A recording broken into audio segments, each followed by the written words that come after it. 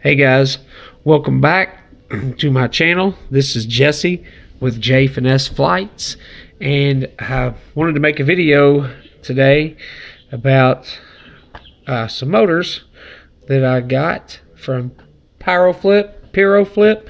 I'm not real sure how them guys pronounce it. Thought it was Pyroflip, but anyway, I got the 2307 2522 kV Team Edition HYPERLITE motor. Says it can run 2 to 5S. And I looked on YouTube and searched everywhere. I was trying to find thrust numbers for these motors. Even looked on Mini Quad Test Bench, couldn't find them. Really, it's kind of a mystery as to what type of numbers these motors put out on a static thrust test. So it's kind of a gamble. See, I've got a 6-inch, and I was running the T-Motors F60 2500, the F60 Pros, and I burnt one up. Well, I've also learned that these motors are flawed also. Here, I have some right here. Okay, these are the ones that I took off my 6-inch build. But these motors have a flaw to them, and it's like everybody kind of keeps it hush hush. But I've heard about it on several different occasions. Of course, it was after I bought them. I'd heard about it. But the flaw with these motors are that the bells have a tendency, whenever you crash, there's two different things that that I've heard goes wrong with these motors. I've only experienced one of the two that I know of. There may be more, but what happens is this bell kind of is raised up. It kind of raises up towards the shaft. And I've heard that in some instances on hard impacts, that when the motor shaft hits concrete or whatever it may be, that it takes this rise out of this bell and smashes it down. And as you can imagine, that causes a problem, because it's hard for you guys to see how close this bell runs to the windings on the stator. But I mean, in some of the cases, because these look hand wound, and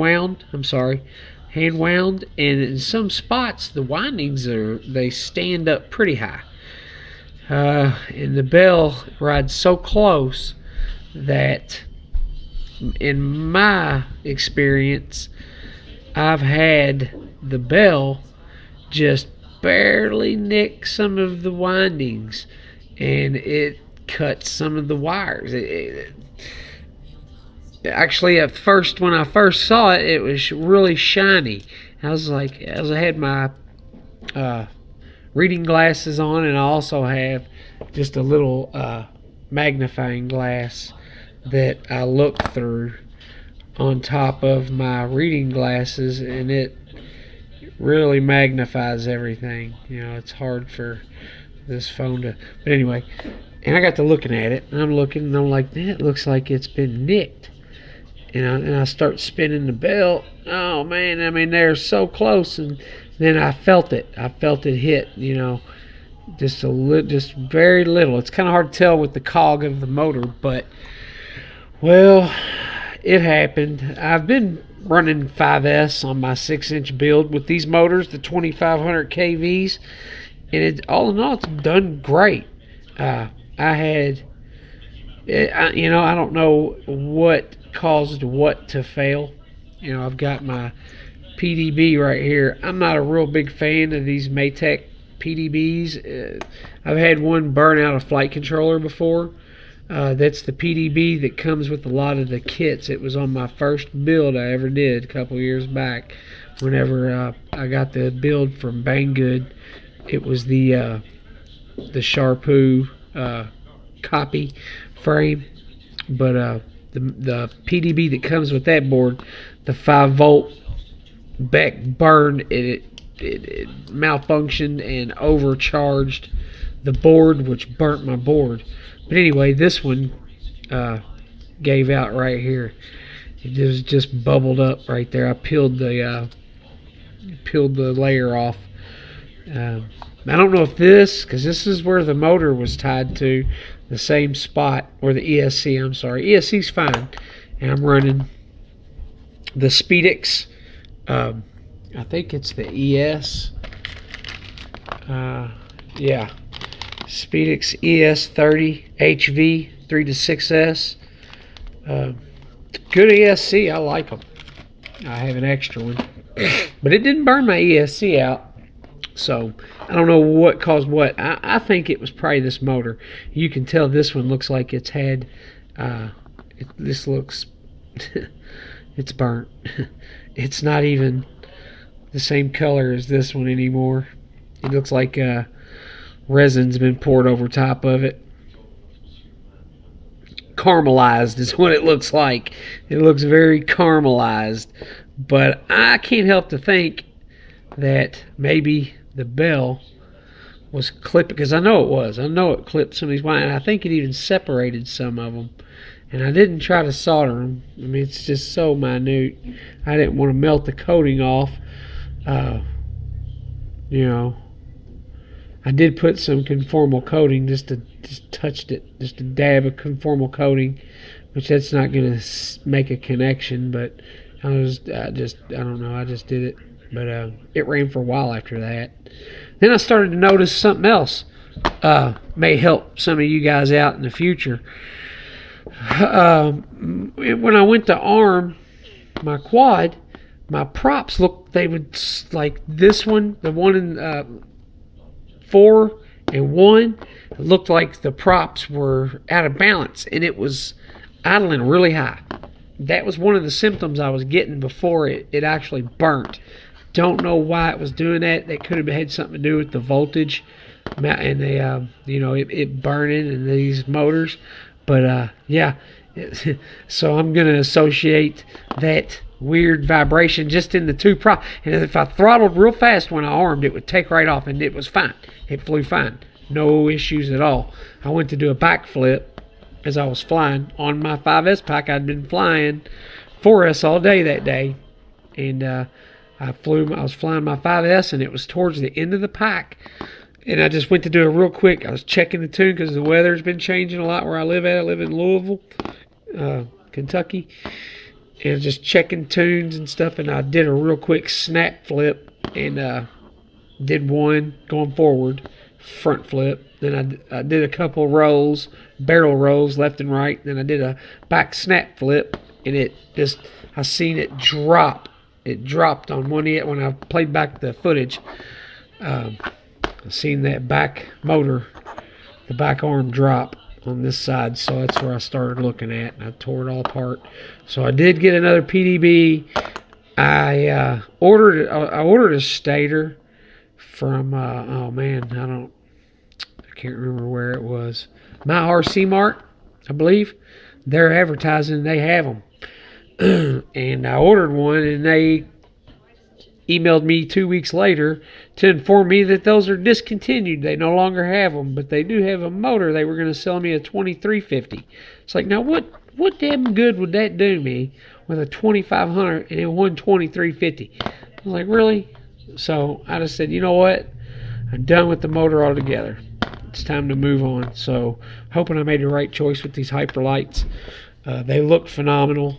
Let's get to it. I'll show you guys what they look like. But I wanted to inform everybody, man. I've not heard many people bring this issue up with these T-Motors about the bells rubbing the windings, but it's a thing.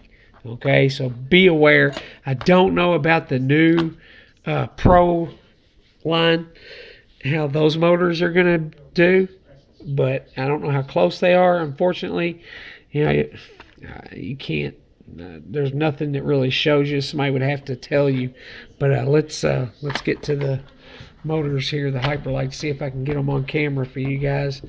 Here's the build here. It's a TCR. Started off a Wizard, and I ordered all TCR hardware all carbon, the thicker upper plate, the thicker bottom plate.